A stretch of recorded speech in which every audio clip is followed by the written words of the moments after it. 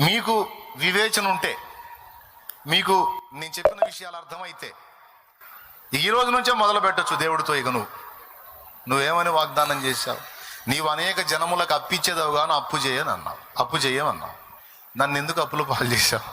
సరే నేనే చేసుకున్నాను అనుకో, మరి నువ్వు పిడికిలు విప్పు, కార్యాలు చెయ్యి, దూరాలు తెరువు, సహాయం పంపు, కార్యాలు సఫలం చెయ్యి. నీ బిడ్డగా నేను దరిద్ర కొట్టు స్థితిలో ఉంటావు. నీ చిత్తమా? అనేకులకు ఇచ్చేదవన్నావే, నాకు ఆశ ఉండదా? 10 మందికి సాయం చేయాలని ఆశ ఉండదా? నువ్వేమో అందరికీ సాయం చేస్తావు, సాయాలు చేసి నువ్వు ఆనందపడతావు. మరి నీ బిడ్డలుగా మాకు ఆనందం వద్దా? మా బతుకంతా ఎదుటి అడుక్కోవటం, ఎవరు సాయం చేస్తారని అడుక్కుంటాం, ఈ వేదనలో బతకటం నీకు ఇష్టమా? మేము నీ పిల్లలం కదా? నీకున్న ఆశ మాకు లేదా? ఇతరులకు హెల్ప్ చేయాలని మాకు ఉండదా? మరి ఆ విధంగా మా పిడికిళ్ళు ఎందుకు నింపవయ్యా నువ్వు? అడుగును తగాదేసుకో.